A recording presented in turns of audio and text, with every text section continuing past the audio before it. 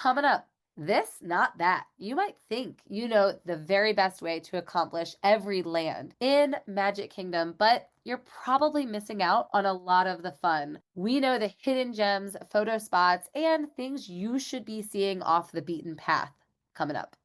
And there are not a lot of places on Disney property where you get to meet two characters at the same time, let alone one of them being a prince. Hey y'all, it's LJ here, owner and founder of Smart Moms Plan Disney and Smart Moms Travel. We are so glad you're here for another episode of the Smart Moms Plan Disney podcast. Now, here's your host, Allie. What's up, everyone? Welcome back to another episode of the Smart Moms Plan Disney podcast. I am your host, Allie. I'm here today with Katie and Stacy, and we are covering something I think every Smartie is going to be so excited about. Good morning, girls. How's it going? Hey, it's a little chaotic this morning, but we're here. I'm so happy about that. Yeah, I'm happy that we made it. Yes. Yeah, it was like one of those mornings where we were trying to get everything to go our way and just get here to record on time. And here we're 20 minutes late just because every little thing went wrong, but we're here. We're here. Yeah.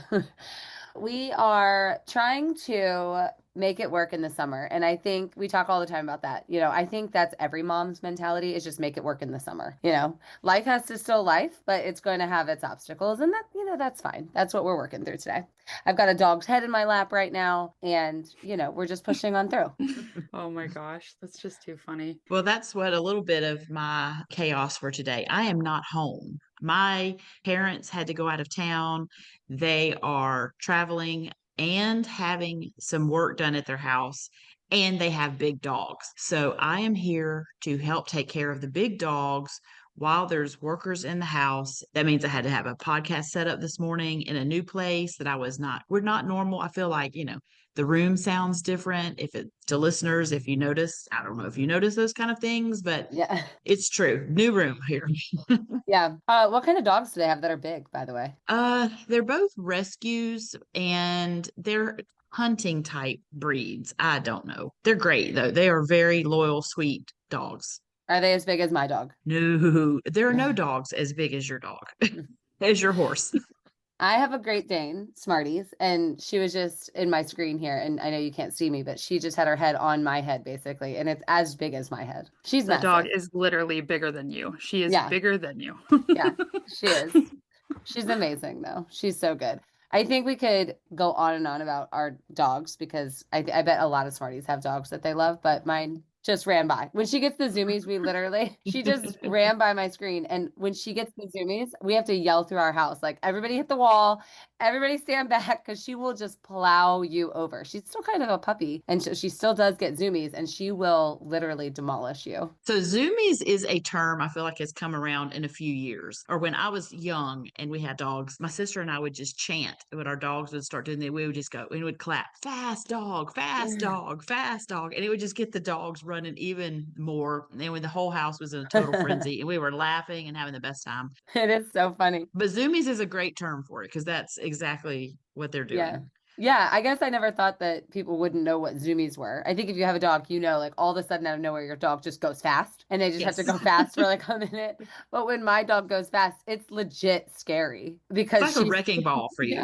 Yeah. And when her zoomies are over, she crashes down to the floor and literally there are like chairs turned over, the rugs are sideways, like nothing is normal. Pillows and blankets are everywhere. Like nothing is normal when she finishes around the zoomies and we're like, are you good? And then we put the house back together.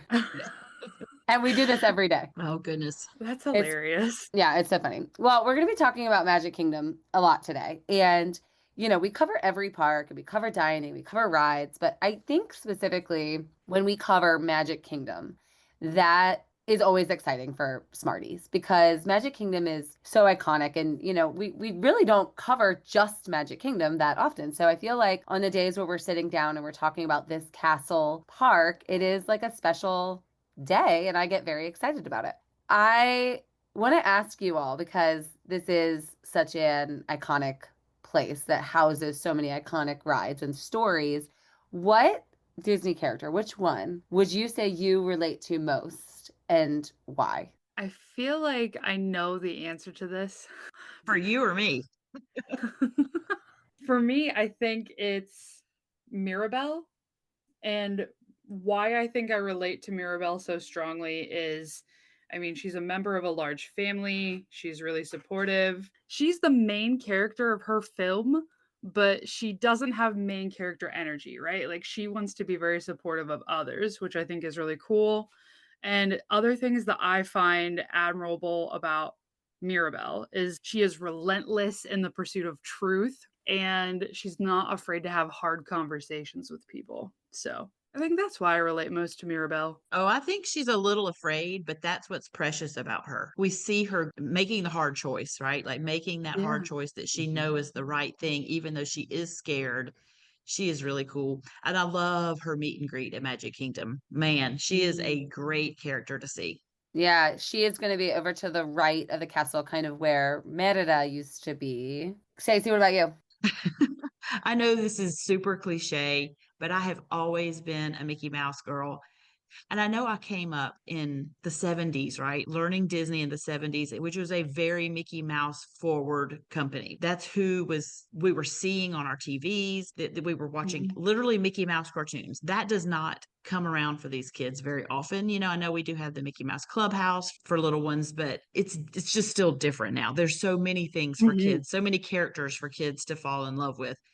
Mickey Mouse, I mean, and really just him, more so than there was a lot of Donald Duck and Pluto. And Goofy was like our Friday night Walt Disney World special on TV. If there was a Goofy special, it Mhm. was so fun and exciting to see. I watched the Mickey Mouse Clubhouse. That was my favorite thing. I loved it so much. So it has been Mickey from day one. I still get that little flutter in my stomach when I see him sometimes. It's just like we walk in to meet him and I'm like, there he is. It's Mickey Mouse. And it's so Aw. ridiculous, but it's an emotional trigger from childhood that makes me excited to see him again. But well, first of all, you showed your age when you said I came up in the 70s. That is just like I would never. It's Like, it took me a true. second to be like, oh, she means she grew up in the 70s. I think what you just said is the reason why an episode like today, discussion about Magic Kingdom and visits to Magic Kingdom for families are so memorable and so important, because of exactly what you just said. It immediately triggers back to something that is sentimental to you from when you were coming up in the 70s. Mhm. And I think people can emotionally attach whether they resonate with a Disney character, like we're saying, like Katie is saying, I resonate so much with Mirabelle, and these are the reasons why. And then you can meet her. It is a really cool thing. And I know my kids have their favorite characters. And is it because they emotionally attach to them or they just really love their movie? Could be both. But when you are in these places and magic is so real, that is exactly why this matters the most. Absolutely. And I was blessed to come visit Disney World at 2 years old in the 70s. Wild. and So wild. and the characters we could see were Mickey, Minnie, Goofy. Probably Mary Poppins.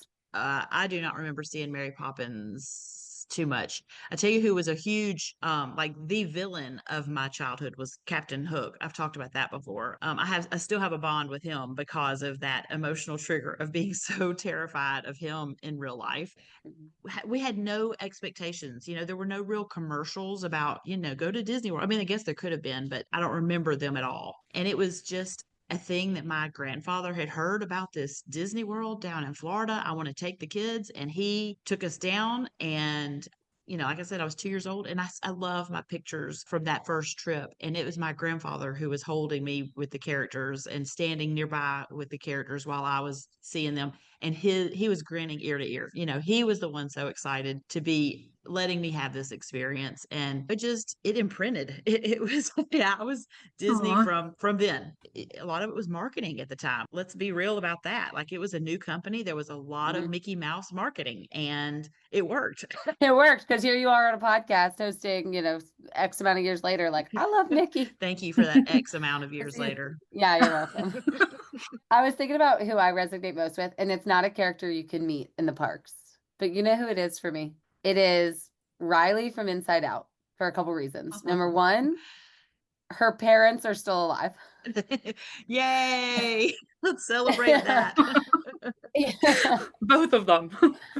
Yeah, both parents are still with us, same. And also, she is just constantly dealing with this wheel of emotions. And I think that's just been me my entire life. I've just been a constant wheel of emotion and highs and lows and forgetfulness and type A-ness and everything in between. And so I think that's why I love Joy and Sadness so much and why I love that movie so much. Oh, it's such a genius movie. Now, what age were you when that first movie came out? I mean, what was going on in your life when you first saw Inside Out? I had a young one child, Okay, I think. yeah, okay. So you were a Think. parent. I was a parent, but I'm trying to think of to how many kids. I think just one. Because that was really hard for me in a good way as a parent watching it. It was just, gosh, just thinking about childhood emotions and the responsibility of raising a child was very heavy Hmm. in that movie for me.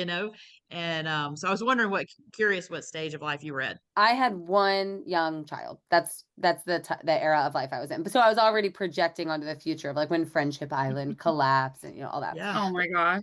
I was gonna say, as a visual thinker, as soon as you said that you relate most to Riley, in my head, I'm imagining you in the Pixar art animation style as Riley. I've constantly wondered what the emotions are doing in my head. Like I think they're fist fighting most of the time. Like like be happy, no, be mad. I don't think my emotions inside at my switchboard are getting along all the time. Let's just say that. They're not harmonious all the time. Such a genius film for all of that. Okay, so let's talk more then about Magic Kingdom just as a park because what we want Smarties to get out of this is an understanding of the very best way you could tackle this park as we sit here today with the attractions that there are and the lightning lanes that there are and just really the basics. So I want to talk about what many people would consider like the highlights and what they think of when they're in each area of the park. And the way we're going to do that is in a this, not that format. Because I think when you are going to Magic Kingdom, especially for the first time on that first trip, you have a massive expectation. I've told a story before that I had a client that I had booked that texted me and said, when we get into Magic Kingdom, what do we do? It's just so big and overwhelming. And my answer to her was just have fun. Like go immerse and find the fun and navigate and figure it out. But it is true that without some sort of plan and understanding, it can be so overwhelming that you have a hard time finding the fun. It is a very large park. I think it's good to have a general idea of, first we want to head to Fantasyland, then we want to go to Tomorrowland, like whatever that may look like for your family, but just, explore. There's so much to enjoy. Yeah, so we're going to break the park down into each of its different areas because Magic Kingdom is broken into several areas. And we're going to do this, not that. Hey, Smarties, did you know that just by listening to this ad, you can save on renting baby equipment from the #1 baby gear rental service across the US, Canada, and beyond? Of course, I'm talking about BabyQuip. When we're traveling, it is just life in a new place, but I don't have beds for my babies or even a high chair for them to eat in. And when we don't have our things, we do not have our rhythm, and it can make it really difficult to enjoy our vacation. Look no further than BabyQuip. With a wide range of baby and toddler equipment available, including cribs, strollers, car seats, toys, and more. BabyQuip helps give us some of that normalcy our kiddos crave and the peace of mind we need. When they are happy, we are happy. All products follow strict cleanliness and safety protocols, and they are there to ensure that you can really enjoy your vacation. Whether at a home, a hotel, a vacation rental, or whatever you're calling home for your vacation, you never have to worry. If you need it, they have it. BabyQuip is available in over 1,500 cities, making it accessible. So whether you're going to Disney World or Disneyland or some other travel destination, BabyQuip will have you covered. They have an easy-to-use online platform for quick reservations and easy customer support. So head to babyquip.com and use the code SMPOD, that's SMPOD, you can save $30 off of any order of $150 or more. That's SMPOD at babyquip.com. Pack light,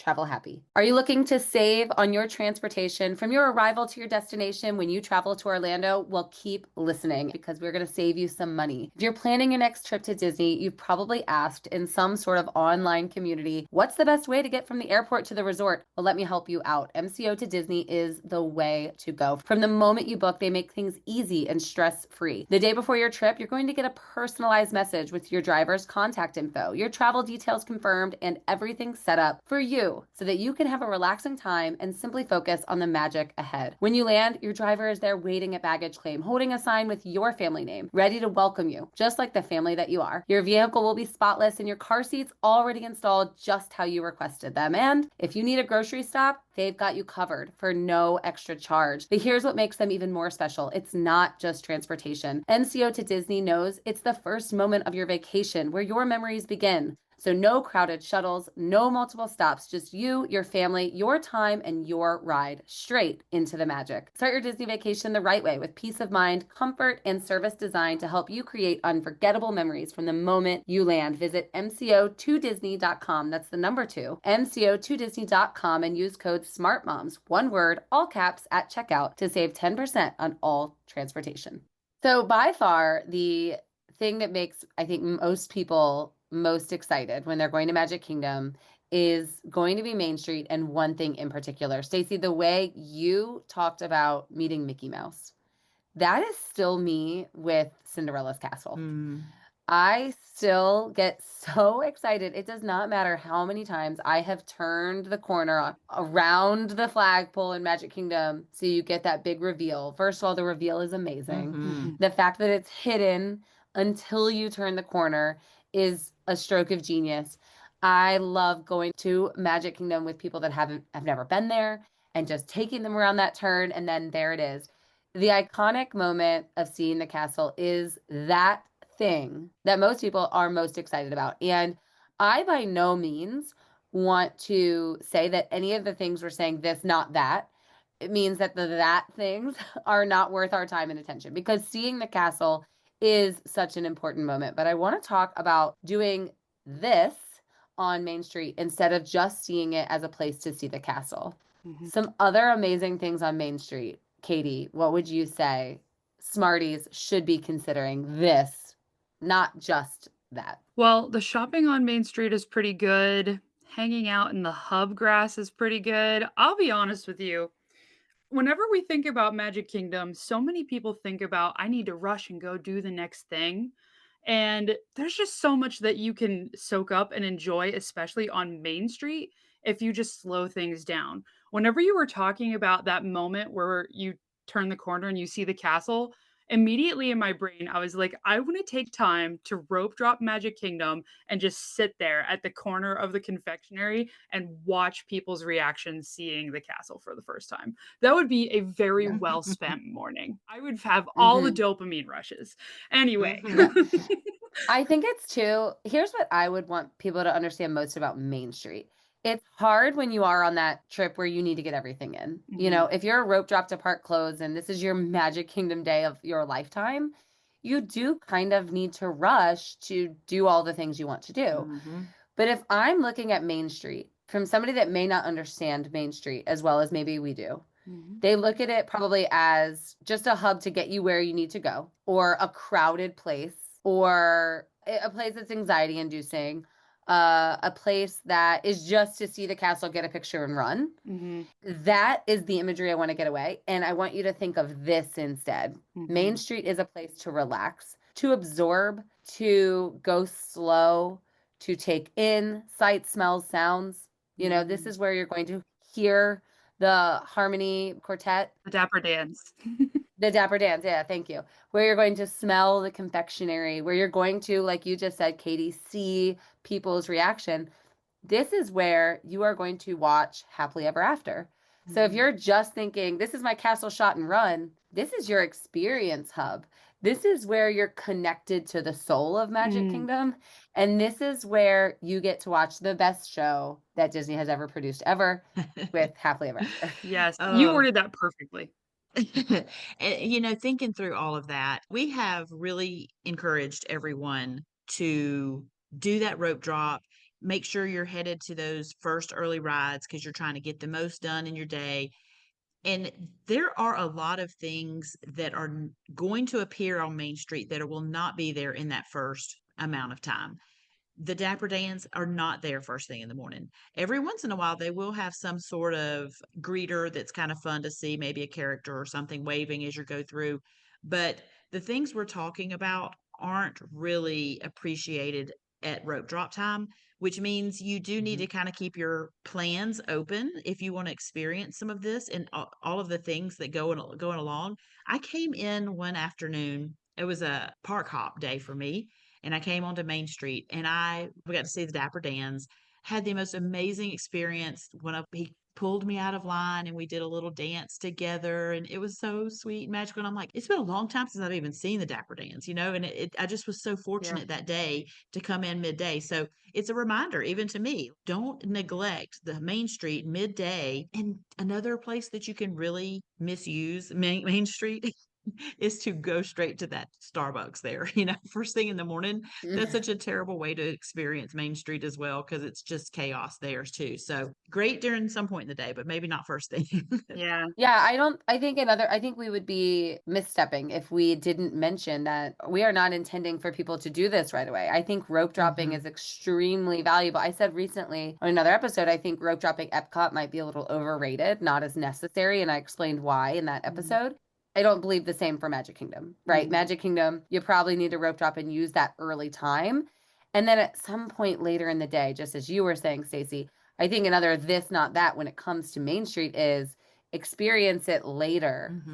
Enjoy and absorb the castle first thing, obviously, because it's such a special moment, but make plans to return to Main Street to truly connect to where you've been all day. And I think that's the best way to handle Main Street. When I think about my important moments that I've had on Main Street, it's like that first haircut in Harmony Barbershop, or if you come back at when the sun is setting, they will start to do the flag retreat where they choose a veteran from the crowd every day to honor to do the flag retreat. And it is just, man, it moves me every time. I love that ceremony that they do.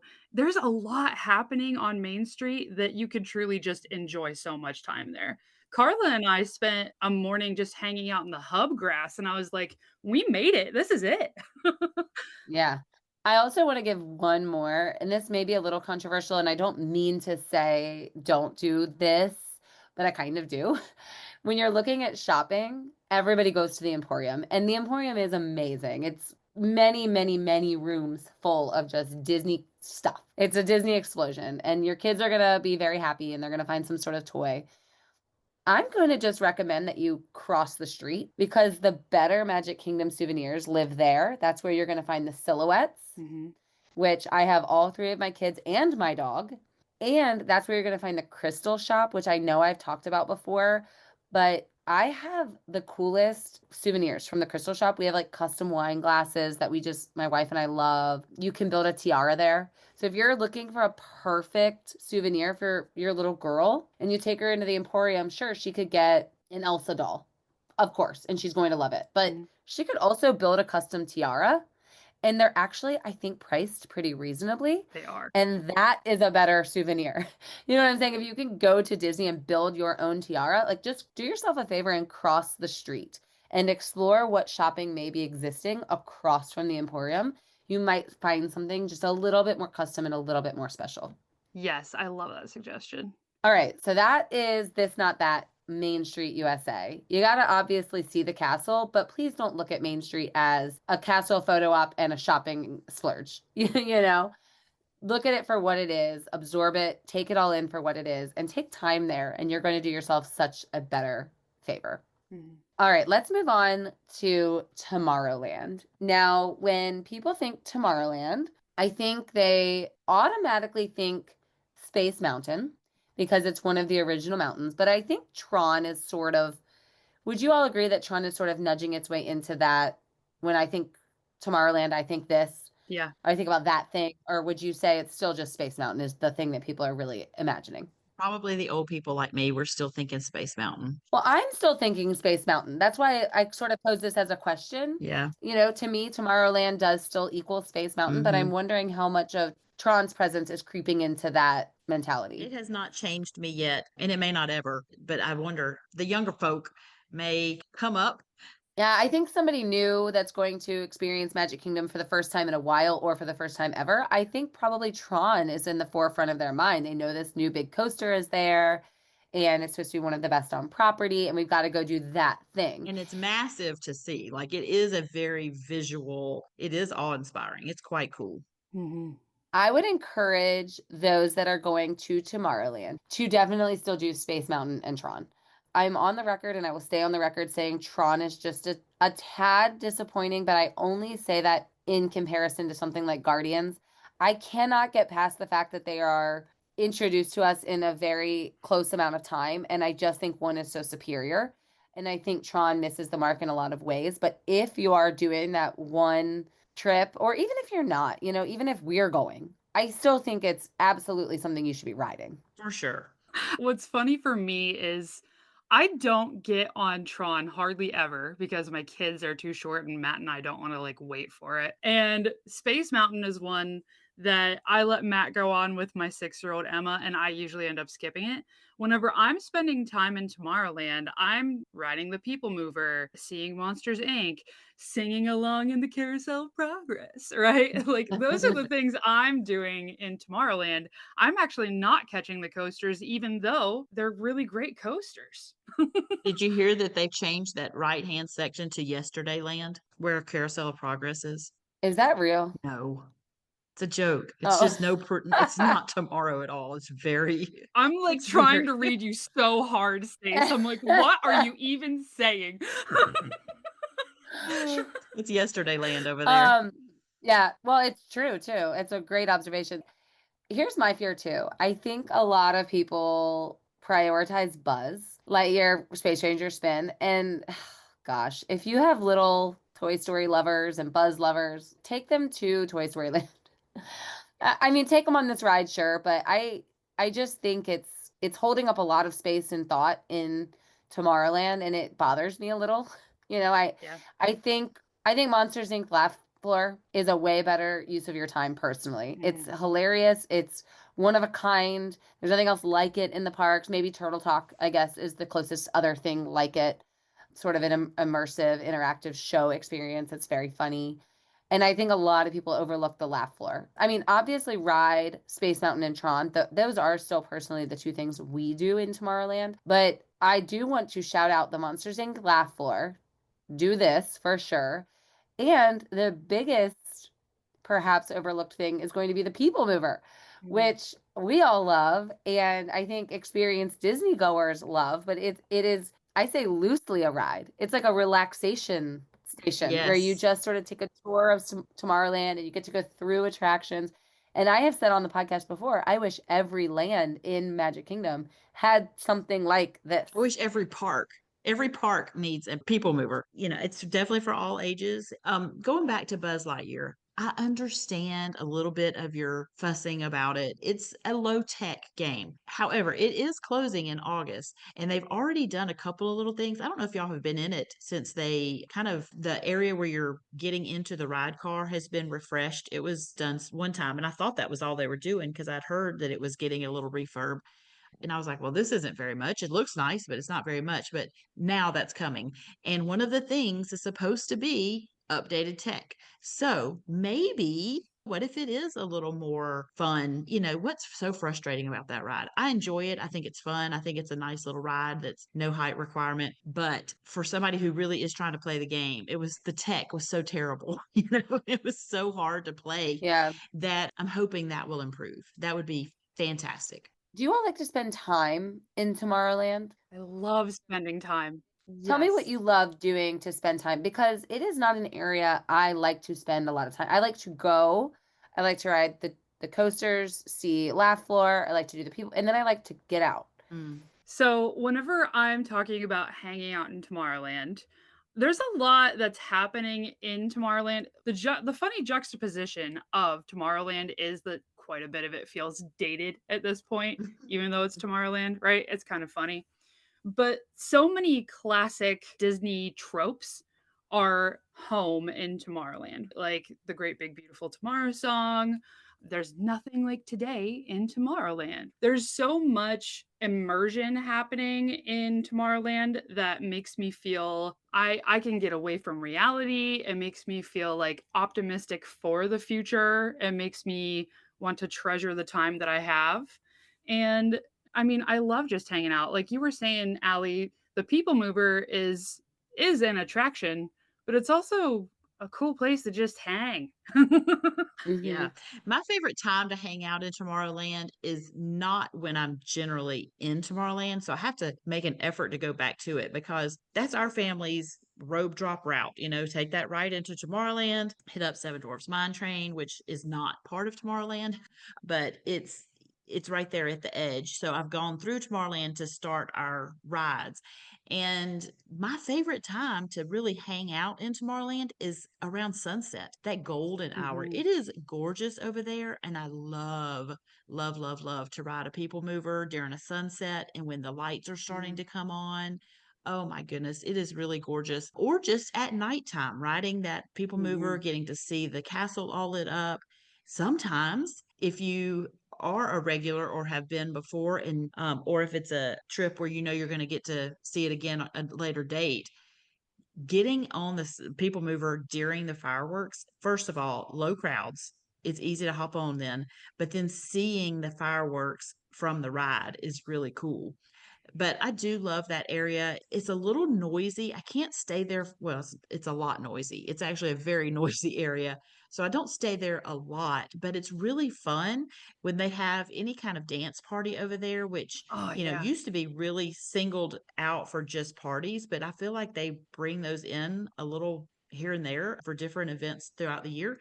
And it's a very fun area. It's a beautiful place to see the ride Astro Orbiter that we have all poo-pooed on Mhm. on Yeah, this on this show is really gorgeous. I don't want to ride it, but I do love seeing it. it is beautiful. If you're trying to think of the right way to do this park, it's to skip Astro Orbiter. Yeah. That's your number one thing to do. Write that down, ladies. Write that down. Yeah.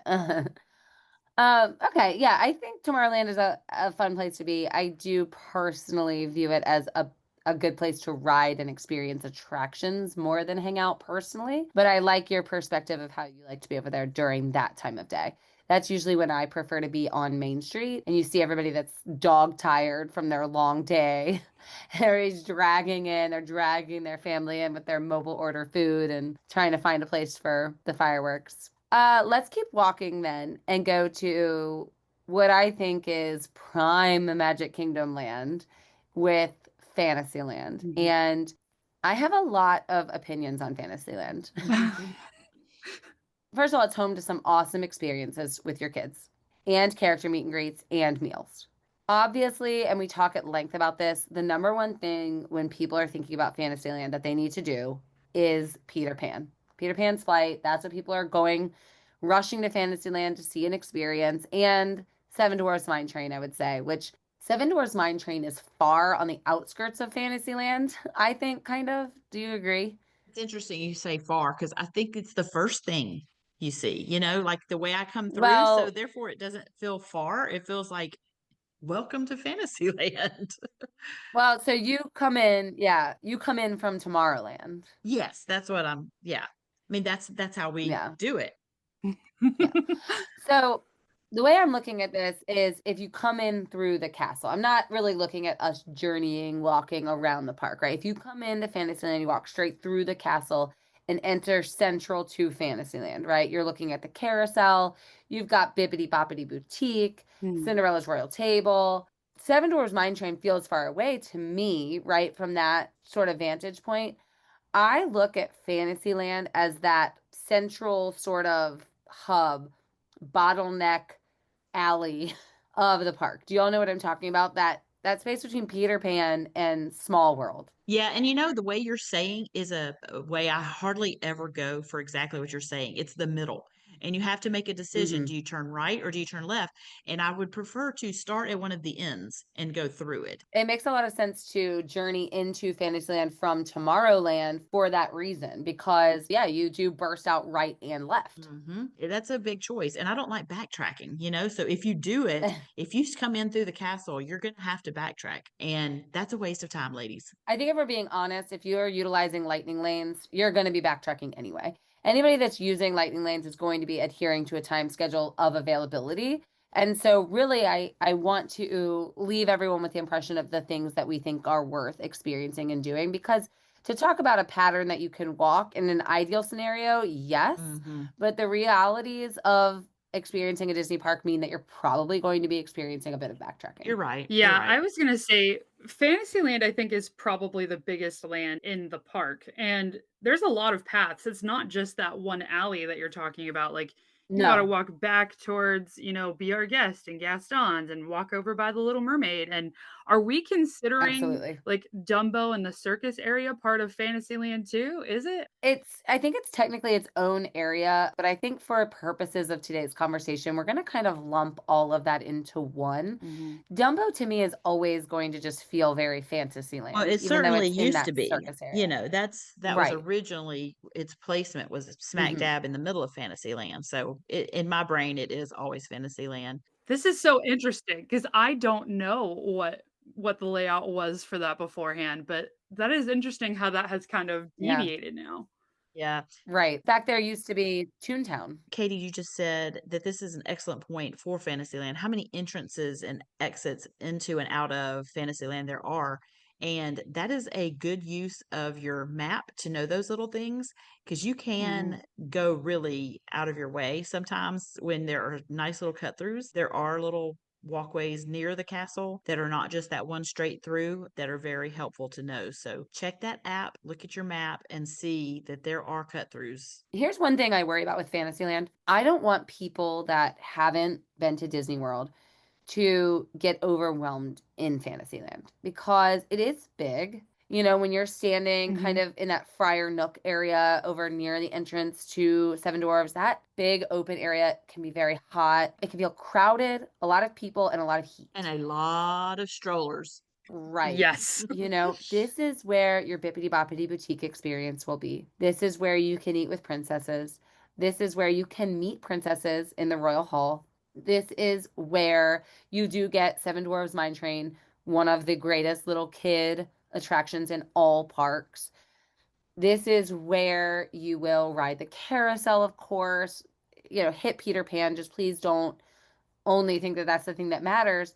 One thing people are going to miss, and Katie, you mentioned it, is that path back towards Be Our Guest. That's where Enchanted Tales of Belle are. And if you're not, like you mentioned, Stacy, looking kind of at your park map and really absorbing everything there is to do there, you can miss something. And that to me is a real hidden gem back there. And I think that's Yes. exactly why the Little Mermaid ride usually has fairly low wait times. I think because it's a Mhm. little bit off the beaten path, that Mhm. people are not, if they're not preparing and looking ahead at a map, looking at, using lightning lanes to know to look for it, it can easily be skipped. And it's a very cute and usually low wait time ride. Yeah, I love that attraction Hmm. for what it is. I love how many different scenes there are, really colorful animatronics, and it's a cool little ride, you know, and you go under the water. And you're right, it does feel out of the way. Hmm. Yeah, it is.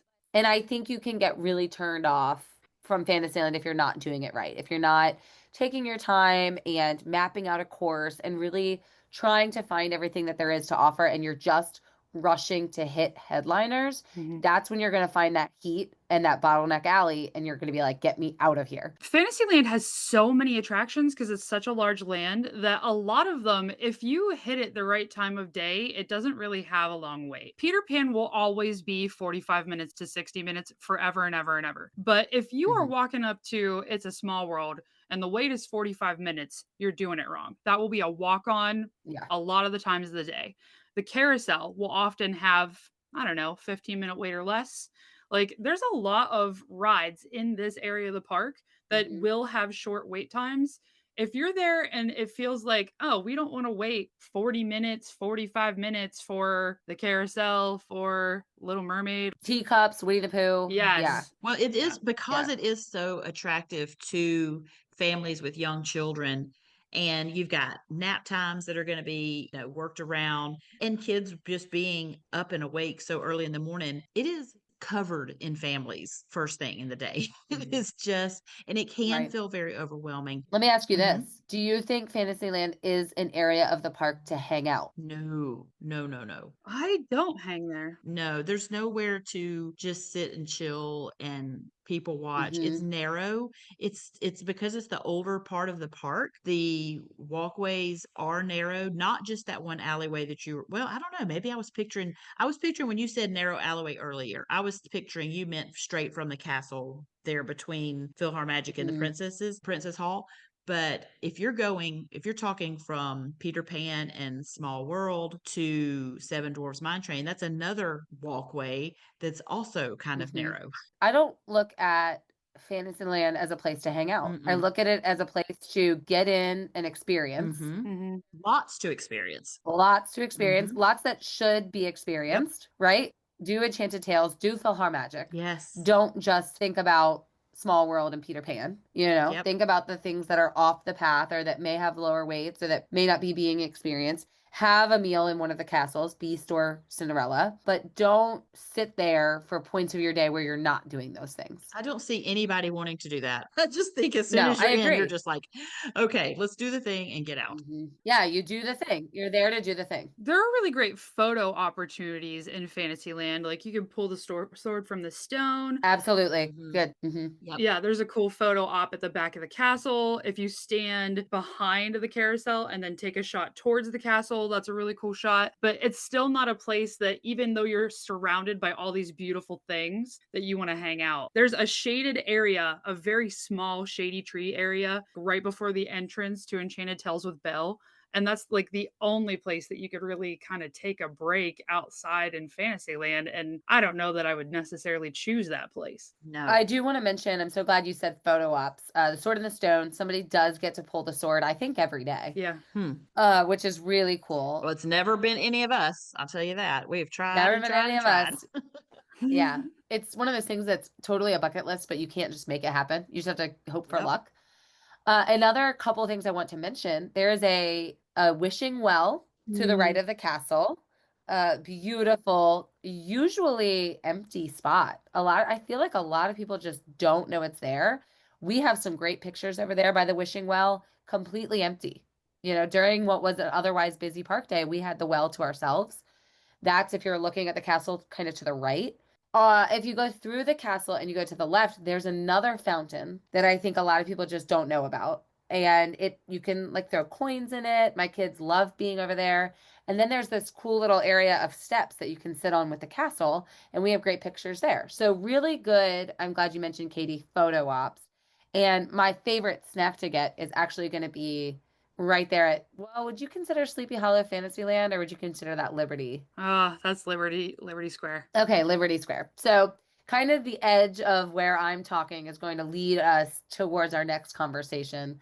But don't underestimate finding the fountain, finding the wishing well, the sword and the stone in your experiences. And don't just think of, the couple headliners. There's a lot of hidden gems. Yes, while you're talking about food real quick in Fantasyland, Gaston's Tavern just recently had some menu changes and it is so good. The food that is offered is amazing. They have a creme brulee croissant that is like chef's kiss. I actually really want to try that. And I'm hoping the cinnamon roll has gotten better because that thing is promoted and talked about and talked about. And the only time I've ever had it, it was dry and gross. Did you know that you can ask for extra icing at Gaston's Tavern for those? No, but I will do that next time. Are they going to charge me $5? No, they will not. Okay. So, yeah, Fantasyland, not a place to hang out, but definitely a place to actually dig in. Find the paths less traveled, find the photo ops, see and experience. That's really what this area is. And go to the bathroom because this is where Rapunzel's potties are. And I make my kids go to the bathroom every time because Poor Rapunzel, one of the greatest princesses of all time, and her park representation is a bathroom and a stroller corral. Oh, Yeah. It's just awful. A Just really awful. beautiful bathroom and stroller corral. And a charging station. And a photo op at night. The Yes. lantern photo op at night is really, really Yes, beautiful. and you Yeah. can charge your phones over there in their little whatever area that is. It is a little sit down area there, and they have little tree stumps, and you can charge your phones for a little while. So that's a nice place to be. In a tree stump? Yeah. yeah. You know, I have long blonde hair, so obviously I love Rapunzel because, you know, I have long blonde hair. And so we did this little photo thing one time for something I was doing for my social media, and there is a really beautiful painting right outside the potty. So I was like taking these pictures with my hair, you know, at the potty. Allie, do you remember? Because I can't remember when it went away. Do you remember when that used to be where the Rapunzel Tower is? Used to be a sky bucket ride that would take you. Yeah. So I don't think I ever rode that. If I did, I don't remember. I've definitely seen pictures of it.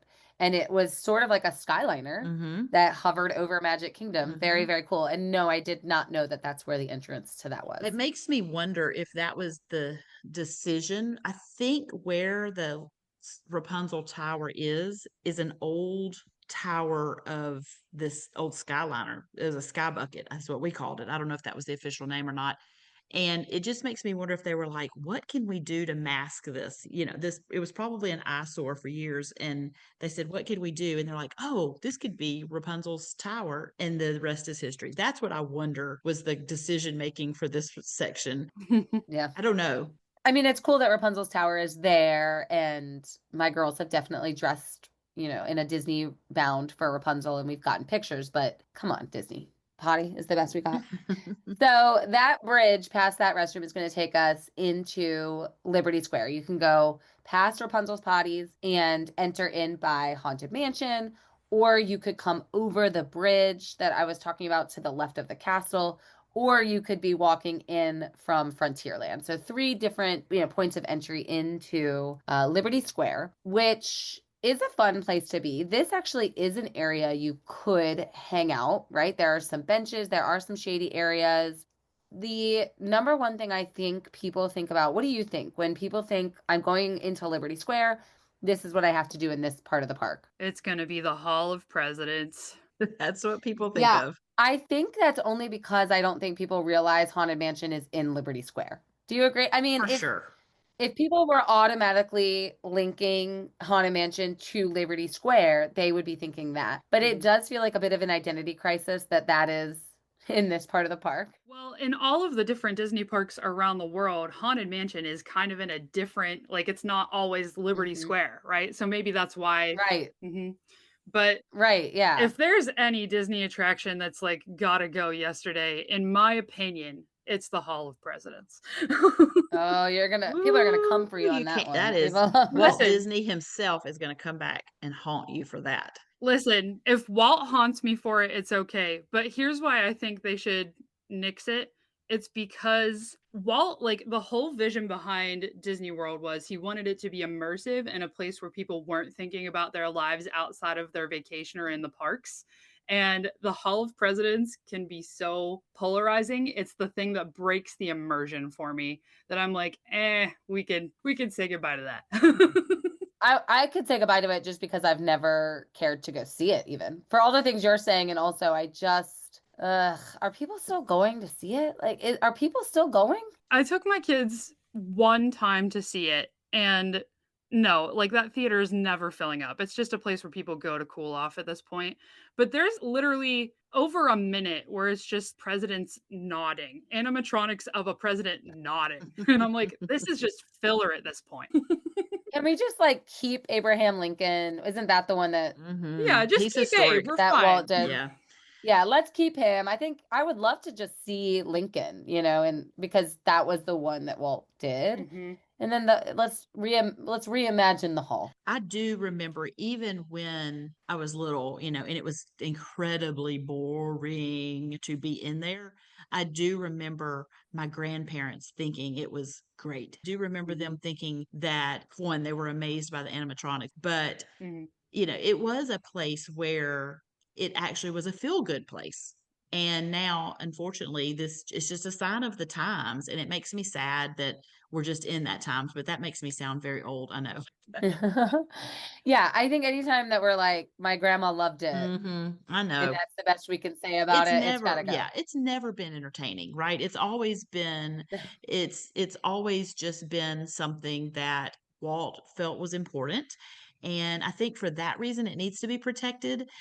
That's why I said maybe Lincoln can Yeah, yeah, be preserved. yeah, But let me shift the conversation because I think we don't, Stacey, you said it best. yeah, This has never been entertaining, yeah. Yeah. right? Like you can skip this, Oh, for sure. and what is better about Liberty Square? Well, first of all, realizing that that's where Haunted Mansion is, obviously. 100%. But one thing that took me a little while to realize was that Memento Mori is the shop. It's like a fandom shop for Haunted Mansion, and it is cool. It is not linked to it. So a lot of attraction shops are in the exit of the attraction. So I think that's why I overlooked this for a while and didn't realize that it was there, is because it's like kind of across the Well, street and from it it. is very small. It is not just, It's yeah, tiny. it is not like just jumping out at you. So you have to know it's there. No. Yeah. And that's why I want to mention it, because you can walk right by it and not realize that there is a fandom shop for the Haunted Mansion with cool lounge flies and shirts and dolls and stuffies and ornaments and, all the classic souvenirs you would want themed after this attraction. Correct me if I'm wrong on this, because I've only been a Memento Mori myself a handful of times. But I believe, if I'm not mistaken, there are even like hidden Easter eggs in the shop as well. There's things up on the shelf that are callbacks to other things, or Yes, it's a cool shop. And I think there might be some Nightmare Before Christmas stuff in there. yeah. I think. I really think. I want to leave this in because I want people to go check. If you like Nightmare Before Christmas, this might be where you can find it. Don't quote me 100% on it, but I feel like you can. I also want to talk about one of my favorite shops, and this is kind of easy to miss too, is the Ye Old Christmas shop. I am a sucker for getting an ornament, and I usually get it over in Disney Springs because they have a really wide range, and we like to get something that is a callback to the current trip we're on, something that was special for that trip, and then we write the year on it. Like one year we had this awesome interaction with Chip and Dale. So we got a Chip and Dale ornament, and I will always remember why we have it. The Ye Old Christmas shop has a cool range. And if Christmas ornaments are the thing you collect or the thing you want to commemorate your trip, it's a good place to get it. It's also where you can get, if you are interested in those very basic, plain black Mickey ears, and they're kind of like a little leathery type of feeling, Absolutely. and they will put calligraphy on them. So you can have special things written on there to commemorate, a certain trip They're or something. beautiful. Yes, they are. They're really nice. You do need to know that hour cutoff for asking for calligraphy is like maybe 5 o'clock or so. It's kind of earlier in the day. So don't wait till the evening to ask for that. Also, That's a great souvenir. I'm glad you said that. Yeah. but I learned something out of a request I had that they declined and could not do. Can you guess what I might have asked for them to put on the ears that they said they could not do? Either the name of a business. That's not what I asked, but you are on the right path, correct? That is not allowed. But think of me. What would I have asked for on my Mickey's ears? girlfriend. Mickey. That's funny. No, What was it? Roll Tide. They will Oh, not put, so you could not get your Hoo Day. I Houday can't on get there Hoo either. Day. They will not do anything like that, but I wanted to Roll Tide. And the crazy thing was the calligrapher I was asking her to do that, she was from Alabama, and she says, "Oh, I wish I could do Roll Tide." So it was perfect. It was Yeah, that's amazing. so funny. But yeah, you can't ask for anything specific, I guess schools and companies A and company. Yeah, you can't, because at Disneyland, we tried to get these custom embroidered leather bracelets, and we wanted to get the name of our dance studio on one, and they yeah. wouldn't even do that. Interesting. And we were like, we own it. And they were like, nope, can't do it. Well, hold on. One more thing I want to mention about Liberty Square is they have that cool photo up, the gallows. You can put your head and neck in there. I actually remember doing that as a little one. I have a hard time with that. I don't know if I know. I know, but it is there, and I don't think it's going anywhere. And I can see why you'd have a hard time with it. It is a little morbid and weird, but it is there. So I was going to say, I love catching the parade actually in Liberty Square. Okay, wait, that's you stole my thunder. Ah. My best tip is this is where you watch Festival of the Fantasy. Oh, interesting. I was going to say my favorite parade to watch there is the Halloween parade because those trees there just give it an extra spooky feeling, and Ooh, yeah. the it is a little narrower space there, and so you're really right up close to the performers as they're coming through. So I really love that. But I because it's so tight also, I don't really like it except for Halloween. I prefer a larger area space for most other parades, but it is very cool for Halloween. I always find a shaded porch spot Hmm. to watch Festival of Fantasy. We get a Mickey bar at that like little bridge stand, Mhm. and then we sit on a shaded porch spot because you're out of the sun and it is a narrower path, so we get good character interaction. And I do feel that less people are there because everybody wants to watch Festival of Fantasy from Main Street. Mhm. We get a great close-up view. We usually find some shade. When I think about watching Festival of the Fantasy from Main Street, my experiences doing that always include me remembering being scorching hot. Yes, yes. And when I think about Liberty Square, I'm like, oh, that was a much better experience. Well, and I don't know if this can segue into our next area of Frontierland because I feel similarly about watching the daytime parades in Frontierland for that reason. You can find some buildings that provide some shade there, a couple of spots with trees, and I'm sure we're going to see some construction there soon that may or may not allow for parade watching from those areas. But in a regular situation, I also like Frontierland for the same reasons you're saying about Liberty Square. Yeah, I could see watching the parade from there. But yeah, I think you're right. Let's segue then. Well, I don't want to leave Liberty Square without just mentioning they have a really good Thanksgiving dinner Oh, yeah. over at Liberty Tree Tavern. And Katie, you actually had a really great experience at Columbia Harbor House recently, right? Or a bad experience. Which one was it? Good or Did you bad? have any experience? I'm never in Columbia Harbor House. I wanted to talk about the parade. That is so funny. I was going to say that with Emma being in a wheelchair from breaking her leg, the area that if you are in a wheelchair that you can go see the Festival of Fantasy Parade is there in Liberty Square. And it is so nice. It's in that shaded tree area. And Becky asked me recently, Becky's thing is Phantasmic and how it holds like a lot of sentiment for her. And I was like, I think I actually like the Festival of Fantasy Parade more than I like Happily Ever After. I think I'm there. Wait, And she was Hold like, on. Hold on. oh. And she was like, is the Festival of Fantasy Parade your Phantasmic? And I said, I think it is. Yeah. really? Wait a minute. What? You like the parade more than the fireworks, or she likes the parade more than the fireworks? I do. You like Festival of Fantasy more than Interesting. I mean, Okay. Happily It Ever is After a good parade. but listen. It's a good parade, but it's not better than Happily Ever After. It is a definite you need to see it, and I do think you need to watch It's a great parade. You gotta Yes. watch it, and I do think you need to watch it from Liberty Square or Frontierland. Either one would be fine, but I don't think it's better than Happily Ever No. After. Let me paint the No. picture for you. My middle daughter Emma dressed as Snow White, and the seven dwarves coming up and like hugging her from the parade route. Oh yeah, Or I see this. Yeah. My girls were dressed as Rapunzel, and she's on the swing, right?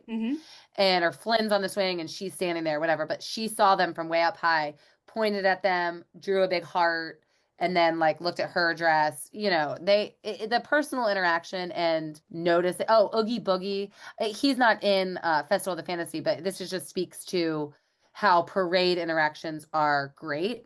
He's in the little he's in one of the Halloween parades, and my son was dressed as Oogie Boogie, and he actually saw him too and was like pointing like you are me. And so the personal interaction of any of these parades, you're right, Katie. Super fun. Yep. Very. So back to the Thanksgiving thing and it being a perfect segue. That is literally the perfect segue because we do have the Liberty Tree Tavern that has a Thanksgiving meal. And we then have the Diamond Horseshoe, is it Saloon? And they're basically the same food. Yeah. So we do move straight into Frontierland. What do you think of, ladies, as you're that of Frontierland? What is that thing in Frontierland that you're picturing first? Big Thunder Mountain. Yeah. Yeah, I agree. And we're going to have so much excitement over there in these upcoming years. Yeah. Here's my hot take on Frontierland. Big Thunder Mountain is the thing you think about. And I actually think that's fair.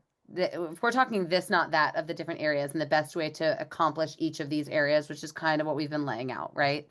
We talked about how Fantasyland was a place to ride and experience more than anything and not really hang out. Frontierland is a place to eat and experience in that way, in my opinion. Tiana's Bayou Adventure is there, but currently, as we're recording this, Big Thunder Mountain is closed. And what else is there to do besides eat when you are in Frontierland? I will take offense for the country bears for you or for them. I have never gone to the Country Bear Jamboree ever. Oh, it's so Oh, cute. You know, man. I get it. I get it because it's a little, I mean, it's very silly. It is so cute. I believe that. I believe it's I cute. enjoy it very much, more so with this newest update than The new before. update is great. Yeah, it's really it's Yeah. worth seeing. It is a great place to take some time off your feet and out of the sun, and you will leave happy. I just feel very confident in saying that you will leave happy. It is so good. I believe that that's true. I just think that when you're in a really busy day, if you're in Frontierland, you should be maybe considering quick service at Pecos Bill, which I'm on the record Mhm. saying is fantastic, and I still love it, and I'm getting hungry thinking about it. You should get maybe some beignets from the Golden Oak Outpost. I'm always down for a beignet. I don't think they're the best beignets on property. I think those are over at the French Quarter, but still, I love a beignet. And then the other hidden gem here, because there's two headliner attractions, one which is closed. So when those are both open, that's obviously what you should be focusing on. There's great pin trading in Frontierland. And a lot of, I think, our smarties are maybe learning about pin trading. Maybe they're just getting introduced to pin trading. This is a very, very fun activity you can do at resorts, every park, different areas of the park. And I have seen really great pin boards and options in Frontierland. I have to say that you just shocked me. I did not expect you to go over Tiana's Bayou Adventure into pin trading. How did we skip Yeah, Tiana's that's a Bayou? little strange. Well, no. I'm just trying to say that I think there are slow things in Frontierland that deserve some time. I said there are two big headliner attractions, one of which is closed, and they both deserve to be That's where I when Tiana's Bayou. that's why I Yeah, expected you I to mean say Tiana's. Tiana's. Well, Tiana's Bayou Adventure is probably a top 3 attraction you need to experience in the park at this point, right? Mhm. Oh, for sure. Yeah, 100%. and it ranks in the top 10 of all of Disney World of things you should probably ride. I think, right? I mean, it's that good, and Mhm. it deserves, like, when you're thinking Frontierland, this you have to do this thing for sure. I Mhm. just think, whereas I wanted to really paint a picture of Fantasyland, you're riding. Frontierland, you really just have that, and then there are these other things to be doing. Yeah. Did you guys see that they just opened a hat store in Frontierland? That's like the Yes. cowboy hats. No, but do they Yes. have like good hats that you could wear to a derby? Yes, they're like Chapel hats. You know that brand Chapel? Yeah. Ooh. You mean like I could wear to a horse race? Things like that? Or just Western They hats? had more than just Western, but I'm just thinking because I did go to those horse races and I need something to wear. I haven't been into the shop yet. As we're recording this, the shop just opened like 2 days ago, I think, and so I Yeah. haven't been there yet. But Oh, yeah. It does that's a look hot it looks tip. cool, Okay. yeah. Well, that's a good tip. I wanna go there. That's somewhere I would go and get a hat. I live obviously really close to Kentucky, so we have the Kentucky Derby. My friends have derby parties. I went to a horse race this year with a bunch of moms and other families from town, so I could really use a horse racing hat.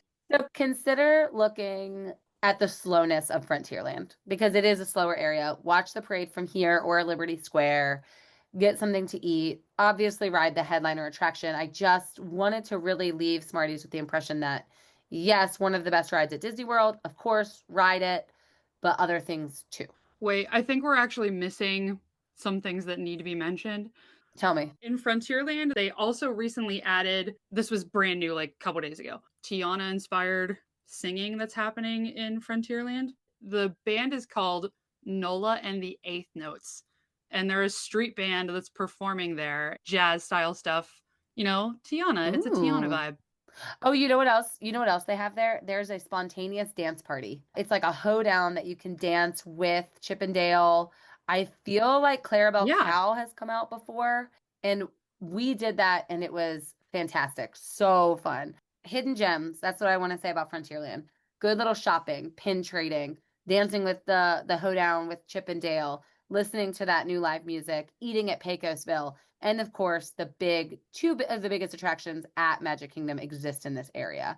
But I just think you should be looking beyond those, doing them, but also really appreciating everything else that there is there. That's going to bring us to our very last land. And I really hope we're leaving Smarties with an understanding of this is what you think this land is, and you should be doing this instead. That is what you think this land is, and this is the better way to experience this area of the park. Adventureland feels a little bit like a complicated one. Obviously, the things you're thinking about when you're thinking about Adventureland, in my opinion, Jungle Cruise and Pirates of the Caribbean, right? Everybody's rushing to Adventureland to experience those two attractions. First of all, there are great snacks.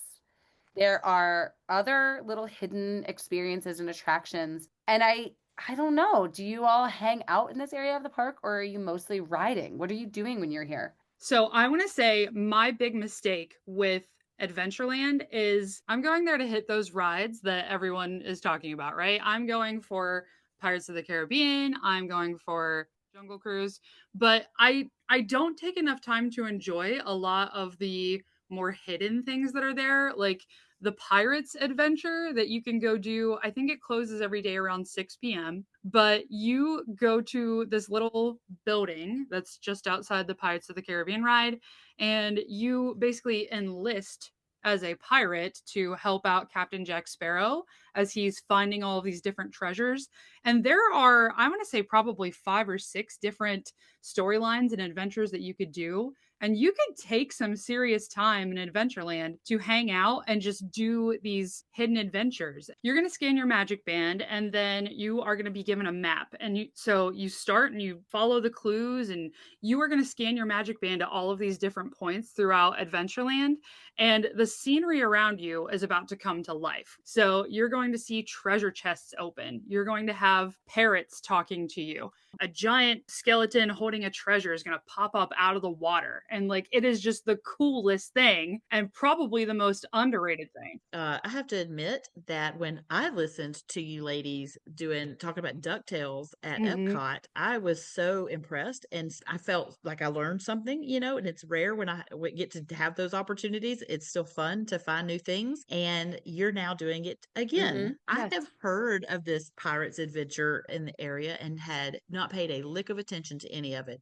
So you're saying that this is an interactive thing that could be done with magic bands. Yes. All this time. Daggum. Yeah, see, there are different. It is the coolest. It's like when you think about Adventureland, you got to go ride pirates. And there are things that you are just missing, like this interactive pirate. There are things you're missing if you don't dig in. We're getting our first pub coming to Adventureland very, very soon. We are getting the Beak and Barrel, which is the pirate-themed pub at Magic Kingdom. The first time you're going to be able to get an adult beverage outside of a sit-down restaurant at Magic Kingdom, which we've talked is long overdue, on this podcast a lot. And I'm excited about it. So that's just going to be another thing you can experience. And one of my very favorite shops is the Pirates of the Caribbean shop. Oh, yeah. It's so good. Spend good. so much time there. I love it so much. I have to really talk myself into not spending ridiculous amounts of money there because I always want something. It's so cute, so fun. We've bought the treasure chest, we've bought the sword, we've bought the pirate hat, we bought a pirate lounge fly. We get suckered in to child souvenirs in that store pretty much every time. Yes. Yep. It is so easy to do. They so also have a cute. random selection of tiaras there too, though. Yeah, and I believe you can customize like the central gem of it. But yeah, that's over there. Interesting. Part of the pirate's booty. Probably. Yeah, it's probably the thinking of it. But you can my youngest daughter was hook, line, and sinker for that. Cool. Other things I love. I'm a sucker for the carpets, magic carpets of Aladdin. I actually like it more than Dumbo. I like that you can make the carpet feel like it's going up and down.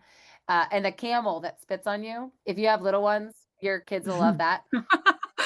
I look at this area of the park as a cooler one. We've talked a lot about the heat of the other areas. There are a lot of shady areas. There are misters. You can walk and stand in that water, which feels lovely. I'm laughing because you're like, you can have the camel spit on you, and people that don't have any idea what you're talking about are going to be like, why would anybody want that? And most people I consider this your heads up because people get randomly spit on. And Yeah. they're like, wait, what was that? So Yeah. to All the time. clarify, there's these two giant camel statues, and there's one outside the ride that just spits on, the walkway, right, as people are walking by. But if you get your carpet at just the right height and you line up with there's like a roof that's like sticks. If you line up with that, the other camel on the ride will spit water at you. Right. Yes, exactly. I also want to mention some very iconic things. And if I'm being very, very candid, they're not things that we usually do.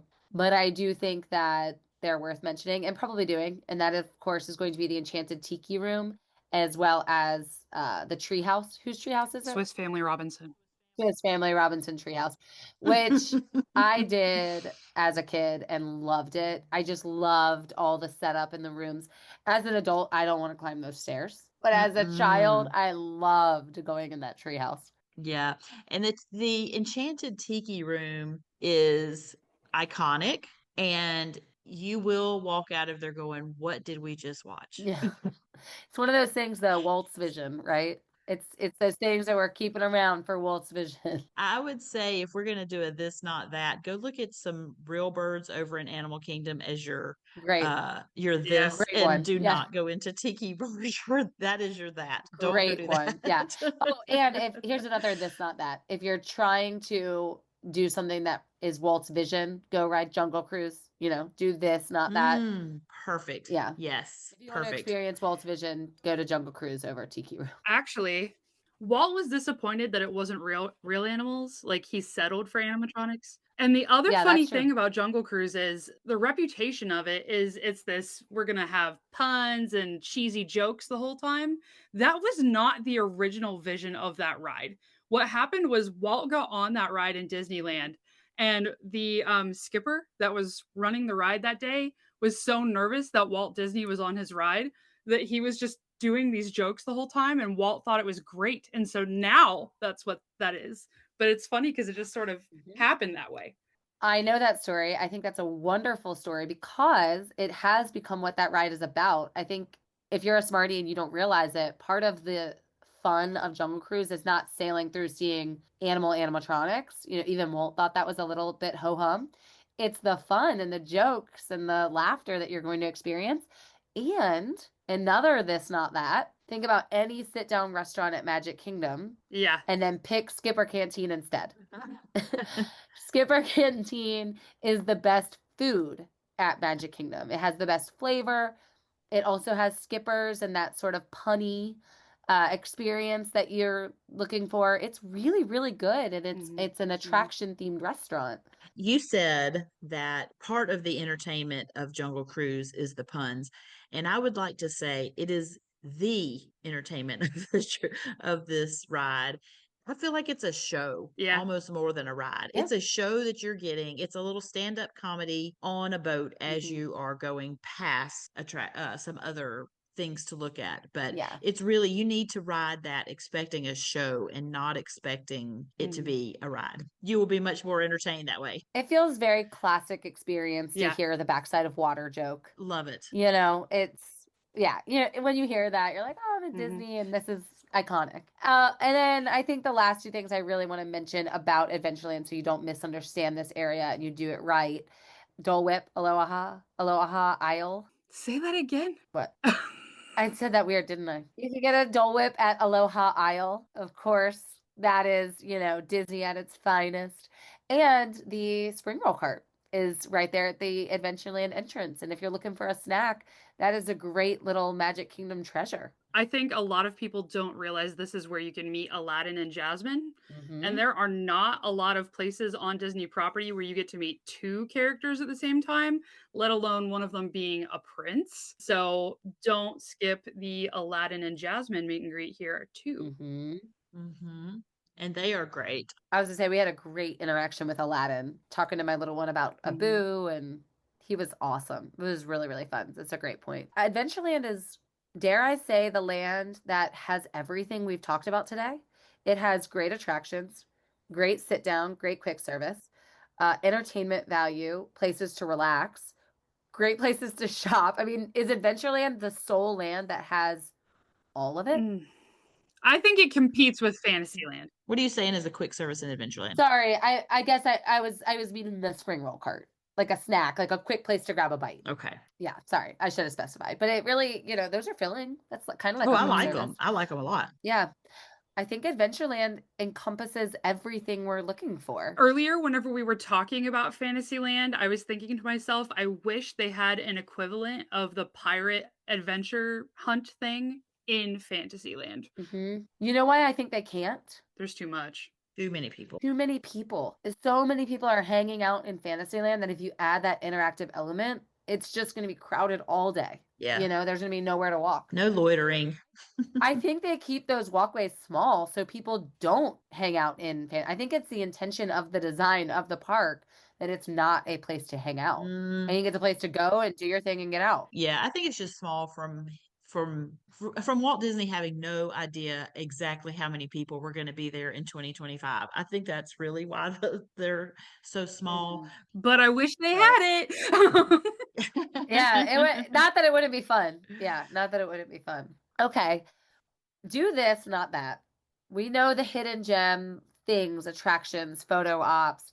If you just look at the one main thing that you think of when you think of each of these lands, you're going to miss out on what makes Magic Kingdom's heart beat, what makes it special, and what makes it a place to experience and not just rush through. Yeah, it makes it a place to immerse yourself and not just like be and exist. So we're going to take one more quick break. I hope this was very helpful for all of our smarties. I love just how, Katie, you talked about a game, how we talked about the spontaneous performers, especially in Frontierland and on Main Street. The spontaneous performers are part of what makes Magic Kingdom special because it is land appropriate. Like you would expect the Harmony Barber Quartet or the Dapper Dans, you would expect that from Main Street. And you would expect the hoedown in Frontierland, and you expect the performer to match the land, and it really does. And for any Smart Moms travel agent listening today, our hidden Mickey will be performer. And we're going to go listen to our Friend Like Me segment. Make sure you don't fast forward through this. You got to listen so you follow our friends because they're out there doing their thing and it's great content for your social media feed. Okay, Smarties, I'm so excited to talk about another Facebook community for you to join. Our friend Maureen Perquedu is hosting Doing Disney Deluxe Style. It's a planning community where they share their Disney experiences, tips, and ideas on how you can experience Disney deluxe style. Can you have a deluxe experience if you're not staying in a deluxe resort or if you're on a budget? Well, they sure think so, and I agree. Join our friends so that you can find out if your vacation can become a deluxe vacation at Doing Disney Deluxe Style on Facebook or by visiting the link in today's show notes. If you are looking for the ultimate type A Disney Instagram for the organized mom that you are, you want to join our friend Sarah Camden at The Organized Disney Mom. She knows how important organization can be to that type A mama. She regularly shares the best tips for maximizing all of your strategy for Lightning Lane, and she offers up a complete crash course on the things that stress those type A mamas out when they're planning their trip. So if organization makes you tick the way it makes Sarah tick, follow her at The Organized Disney Mom on Instagram. All right. Thank you, friends. And thank you, Smarties, for listening and giving them a follow. And while you are active and doing us some favors, I have a big favor to ask all of our Smarties. And I am also very aware that this is not going to be evergreen information if you are listening to this in any month outside of summer 2025. Just ignore this information. But our podcast has been nominated for some really cool awards. I need you all to vote. If you're listening and you love this, then we want your vote. You need to head to podcastawards.com, register to be a voter. It only takes a few seconds, and then vote for us in 4 categories. You can find us in People's Choice Award, Best Female Hosted Podcast, Best Kids and Family Podcast, and Best Leisure Podcast. You can vote in each category one time, and we will be so grateful to have your support. So podcastawards.com or by following the link in our show notes. Okay. Thank you for that. So excited. Fingers crossed for us. That would be so fun to, win one of these podcast awards. And I love being nominated with y'all. So let's go, Smarties. Are you ready for some Magic Kingdom trivia? you all? I love trivia and I am terrible at trivia. Super fun, but I am going to lose. But that's okay. Let's do it. Some of this is going to be easy. All right. Easy. Okay, here's the thing. I know stuff, but I can't recall it fast enough. And start. What year did Magic Kingdom officially open? Wait, who are you asking? Both of you. Fastest Oh, finger. 1971? No, I'm going to say, Yes, Katie. is it 71? It is. Yeah. What? How then is it we just finished our 50th and I around the time I turned 50. Can you believe that the 50th celebration was in 2021? I Yeah. don't know. It was. Yeah. It was. It feels like it was yesterday, but it was not. And it was an 18 I guess the month. point is when I turned 50. I turned 50 in 24. And so I was thinking it would have been 23 would have been the 50th, but you're saying it was in 21? It was in 21 and it was an 18-month celebration that stretched into 2023. Okay. All right. Yep. See, I I'm promise. terrible at this. Yeah, you are not lying. Okay. What is the exact height in feet of Cinderella's castle at Magic Kingdom? Who knows that? I know that. Katie knows that. Go All right, go Katie. ahead. What is it? Go ahead, It's Katie. 189 feet because it has to be just short of like the FAA rules for how tall something can be It's true. without a light Well, on how top. do you And know she's what right. the FAA rules are? How tall is Listen, that? Yeah, it's 190. listen, my husband was raised by a pilot. I know a lot. Oh, look at that. Okay, Look at okay. that. All right. What attraction originally stood where the many adventures of Winnie the Pooh are now in Fantasyland? I know Stacy this. knows this. Was it Mr. Toad's Wild Ride? Gotta be Mr. Toad's Wild Ride. And Yes, I know while what. we're talking about cool stores on Main Street, there is a store that has some nostalgia merch. It's a small little shop and it is connected, I believe, maybe to the glass shop. And I got the coolest Mr. Toad shirt in there once. You should go in there if you're a Magic Kingdom junkie, especially. Man, I do not miss that ride. That Oh, was I loved that ride. I love no. Mr. Toad's. It's too weird. It's too weird. It was weird. And I it's like still in Mr. Toad. Disneyland and it is still weird there too. Yep. Yeah, my family, well, at the time of recording this, we're 2 weeks out from Disneyland. I cannot wait. I'm so excited. And yeah, we're riding Mr. Toad. Heck yeah. In Liberty Square, there's a tree decorated with 13 lanterns. What do they represent? The only thing I can think of Liberty related with the number 13 would be the colonies, those first colonies. Gotta be. Yes. Yep, gotta be the original 13 colonies. Good job. What is the name of the restaurant inside Cinderella's castle? Cinderella's Royal Table. This was like a trick question. Is it not that? No, it's Cinderella's I was Royal like, Table. is there some sort of additional part to that I don't know? That seemed really Well, too easy. No. Okay. I think to us that feels easy because we're booking that stuff all the time, but to most other people they're just like, how do I eat in the castle with the princesses? Maybe that's it. Cinderella's Royal Table. Mhm. What is the name of the tunnel system underneath Magic Kingdom used by cast members and operations staff? And for smarties that don't know this, you actually can tour these if you sign up for the Keys to the Kingdom tour, which is another right way to do Magic Kingdom. It's not a great way to do your only day at Magic Kingdom, and there is an age limit. But if you have some extra time, it's like a 9-hour tour, and you get to go in these tunnels that we're talking about. You get to ride a couple attractions. You learn so many behind the scenes things. It includes lunch. I've done it. Very, very cool. What are the tunnels called? So my brain is going to a word that I'm positive is wrong. I know it's wrong, but the only word Okay, well, let's that hear is it. coming to my mind is actually like where you store cigars, and it's a humidor, because I think it has something to do with adore, right? It was It's something close. adore. It does. It's utilidors. You're close. Utilidors is Utilidors. correct. See, Yep. okay, my brain is Yep. it's Yep. so close to it just causes me more trouble than it's worth. So close, yet so far. All right, and our very last question, approximately how many audio animatronic figures are in It's a Small World Oh at my Magic Kingdom? goodness. Oh my goodness. You know what we should do for this, Stace? What? This should be rules like Price is Right, and it should be closest without Okay. going over. I'm good with that. All right, here we go. Okay, Closest. so I need the ticking clock here because I'm really going to think for a second. Closest without going over. We've got dolls. How many rooms are there? There are animals. There are hula Gosh. dancers. There are can-can dancers. There are, I'm trying to waste time for you, but at some point you got to give me a number. I will go with a number about 942. 942. That Katie? feels really high to me. I was going to say like maybe 350. 350. Yeah. Mm, Okay, I think you guys are both too low, just for the record. interesting. And also, before I reveal the answer, I want to say that there's a job where somebody just makes the outfits for the puppets. Mhm. And that is a very cool job. Okay, are we ready? Mhm. Oh, over 300. Well, that was an exact. Well, nice. We both win. Yay. I was going to say like 4,000. Okay, no. That's That too would be a many. lot of animatronics to keep up with. But Yeah. that probably means Well, Katie's sometimes- probably closer, obviously.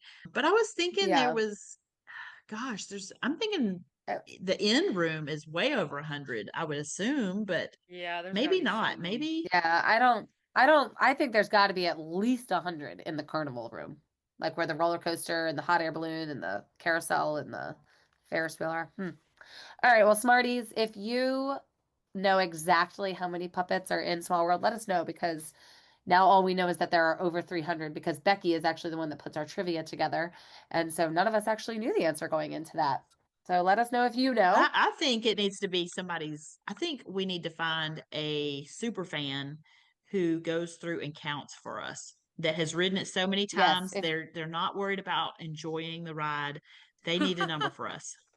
Just there with one of those Yeah. little clicker. Hmm. If that's you, please. Oh, a clicker would That's be a very smart, helpful. smart thing. Very. Yes. Somebody take a clicker. Mhm. And then let us Yep. know. Let us know that you had the clicker. All right. Don't forget to head to podcastawards.com. Vote for the Smart Moms Plain Disney podcast in all 4 categories which were nominated. Again, the instructions can be found in today's show notes. This is only valid information through summer of 2025. That is going to do it for us on another episode of the Smart Moms Plan Disney podcast. We hope now you are better equipped to accomplish Magic Kingdom and find exactly what makes the heart of this park beat. And until next time, we'll see you real soon. Stacy, I am so conscious of my likes now, and I know that I keep dropping them. It's okay. I know. It's part of all my of us. It's vernacular. not just you. It's very cool. So what's funny? Go ahead. People funny. No, wait. Didn't you just go there No. with the quick service? You I'm had literally it. You never got there. it. Somebody went. I really one of us appreciate went you there. guys putting something for me to tag onto the end in our blooper reel. I appreciate that. Thank you so much. Shoot. This is where this is going. Shoot, what was I going to say?